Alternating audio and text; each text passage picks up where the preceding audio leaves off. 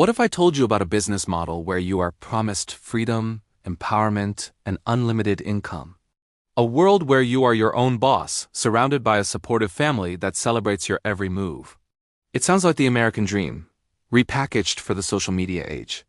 But what if that dream is a carefully constructed illusion? What if the supportive family is a high-control group, and the promise of unlimited income is a statistical impossibility for almost everyone involved? The biggest secret the multi-billion-dollar, multi-level marketing industry doesn't want you to know isn't some hidden trick. It's simple, brutal mathematics. The kind of math that proves that for their system to work, the vast majority of people who join must fail. Today we're not just telling a story. We're opening the books. We'll follow a woman named Jessica, who was drawn into this world of promises, only to find herself drowning in debt and disillusionment. And then, we're going to do the secret math they hope you never, ever do. This is the story of the Pyramid of Promises. Jessica's world had become very small. At 32, she was on maternity leave with her first child, a beautiful baby boy named Leo. Her life, once filled with deadlines, colleagues, and the fast pace of her graphic design job, was now a repeating loop of feeding, changing, and sleepless nights. She loved her son more than anything, but a part of her felt lost. Her identity had been consumed by motherhood, and her connection to the outside world felt faint, filtered through a screen during late-night feedings. It was during one of these 3 a.m. sessions, scrolling through Facebook, that a post caught her eye. It was from Megan, a girl she had been friendly with in high school. Megan's profile was a cascade of aspirational content. Pictures of her on free incentive trips to Mexico, posing with a new white Lexus, holding up oversized checks at conferences. Her bio read, CEO of my own life. Helping women achieve financial freedom. #bossbabe, #entrepreneur, #ELYSIN Bloom.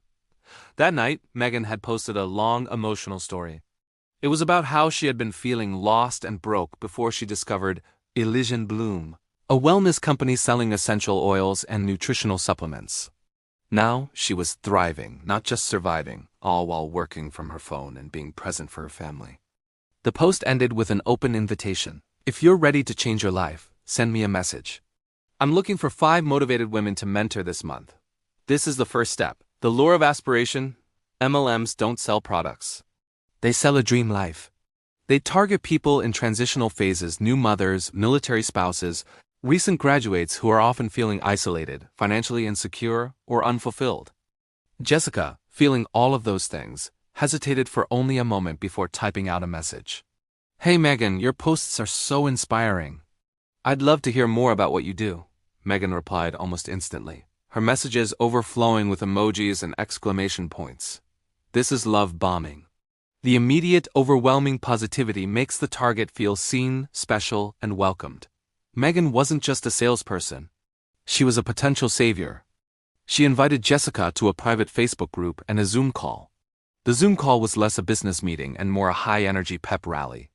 Dozens of women shared tearful testimonials about how Elysian Bloom had not only saved their finances, but also given them a sisterhood. They talked about empowerment, community, and changing lives. The products themselves were barely mentioned. By the end of the call, Jessica was hooked. She wanted that community. She wanted that purpose. She signed up. The initial investment was a $499 business builder kit, which contained a selection of oils and powders. It felt like a small price to pay to become a CEO. Her garage slowly began to fill with purple and gold boxes. This is phase 1, front-loading. Megan encouraged her to buy more inventory. You can't sell from an empty wagon, Jess. She'd say cheerfully. To be a platinum founder, you need to have platinum-level inventory. Jessica, wanting to succeed, spent another $2,000 on products. Then came the real pivot. Her sales were slow. Her friends and family would politely buy a single oil, but no one was signing up for the expensive monthly subscriptions. When she expressed her frustration to Megan, the advice was swift. Oh, honey, you're thinking too small. The real money isn't in retail sales, it's in building your team. You need to recruit. That's how you build a residual income. This is the core of the MLM model. The focus shifts from selling products to the public to recruiting other people into the business. The people you recruit are your downline, You earn a commission not just from your sales, but from their purchases and the purchases of the people they recruit. This is where the structure starts to look dangerously like a pyramid. Jessica's life became a relentless cycle of recruitment. She followed Megan's scripts, sending copy-pasted messages to everyone she knew, even acquaintances she hadn't spoken to in a decade. "Hey girl, I know this is random, but I thought of you because you're so smart and motivated. Have you ever considered a side hustle where you can be your own boss?" The rejections were painful. Some friends ignored her, others gently declined. One old friend was brutally honest. "Jess, this is a pyramid scheme. You're going to lose your friends and your money." When Jessica mentioned this to Megan, the response was a form of psychological manipulation known as thought stopping. "That's just a hater, hon," Megan said. "That's a limiting belief from someone who is stuck in the 9-to-5 rat race. We are dreamers. It's us against the world. Don't let them steal your joy." The MLM created in US versus them mentality. Anyone who questioned the company was labeled as negative, unsupportive, or jealous. This further isolated Jessica, making her more dependent on the sisterhood of her upline. Months passed. Jessica's garage was now a warehouse of unsold products. Her savings were gone. She had put thousands on her credit card. She had recruited 2 people, her cousin and a neighbor, who were now barely speaking to her after they also failed to make any money. She was miserable, stressed, and further in debt than when she started. One night, after a particularly grueling Mindset Monday Zoom call where a leader shamed people for not wanting it bad enough, something in Jessica snapped. The graphic designer part of her brain, the part that loved logic and data, finally overpowered the part that was desperate for hope. She opened a new Excel spreadsheet.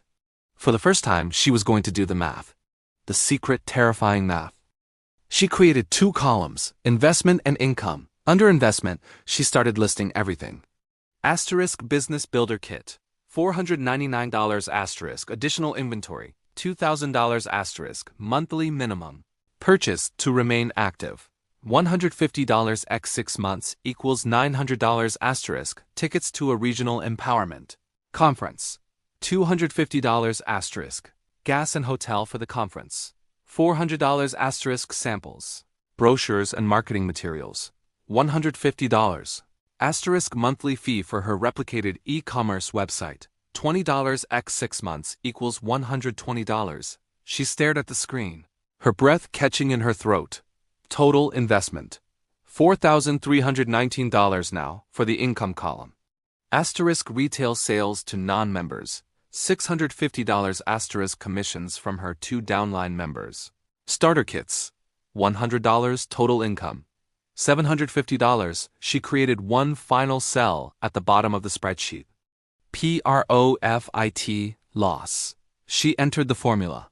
Equals income investment. She hit enter. The number that appeared made her feel physically ill. $3,569 in 6 months of working tirelessly, alienating her friends, and filling her home with stress. She hadn't built a business. She had paid $3,569 for the privilege of being a customer for Elysian Bloom. And the most horrifying part? The money she had spent, the inventory, the tickets, the fees, was the very money that was flowing up the pyramid to pay for Megan's Lexus and the incentive trips. Her failure was not a bug in the system. It was the system's essential feature. Jessica's spreadsheet reveals the brutal, hidden truth of the MLM industry. Let's break down the secret math they hope you never do. The core problem is that in most MLMs, the primary customers are not the general public. They are the distributors themselves. The entire structure is designed to compel distributors to purchase products every single month, regardless of whether they can sell them. 1. The pay-to-play model. To qualify for commissions, you are almost always required to meet a personal volume PV quota each month. This is usually around 100, 200. If you can't sell that much product, what do? You buy it yourself to stay active and not lose your position in the pyramid.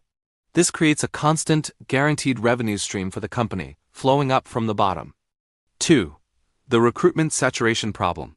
Let's say you need to recruit 5 people, and they each need to recruit 5 people, and so on. Asterisk level 1. You recruit 5 level 2 25 people asterisk level 3, 125 people asterisk level 4 to 625 people ... By level 13, you would need more people than the entire population of the Earth to continue the pattern. The model is, by its very mathematical nature, unsustainable. The people at the very bottom, the newest recruits, have a statistically insignificant chance of success because the market is already saturated with sellers, the very people in their own upline. 3. Expenses versus reality, the company's own income disclosure statements, which they are often legally required to publish, but bury on their website tell the real story. You will often find that over 90% of distributors make less than a few $100s a year in gross commissions. But this is before expenses. When you factor in the minimum purchases, the event tickets, the marketing materials, and the travel, as Jessica did, study after study, including those by the AARP and the Federal Trade Commission, has found that 99% of participants in MLMs lose money. So if you are approached to join an MLM, you must ask yourself these questions. Asterisk, am I required to buy a certain amount of product each month to qualify for commissions? Red flag for pay-to-play. Asterisk, is there more emphasis on recruiting other people than on selling the product to the general public? Red flag for a pyramid scheme. Asterisk, are the people trying to recruit me making specific income claims? Ask to see their Schedule C tax form. They won't show it to you. Asterisk, is there pressure to buy expensive starter kits or large amounts of inventory? Red flag for front loading. Asterisk, is there an us versus them mentality, and are you discouraged from asking critical questions? Red flag for a high-control, cult-like group. The promise of being a CEO is intoxicating. But in the world of MLMs, the math is clear. You are not the CEO. You are not even an employee. You are the customer, the shareholder, and the product all rolled into one. And the pyramid was not built for you to climb. It was built on your back. Thank you for listening to True Scam Stories. Stay safe and stay aware.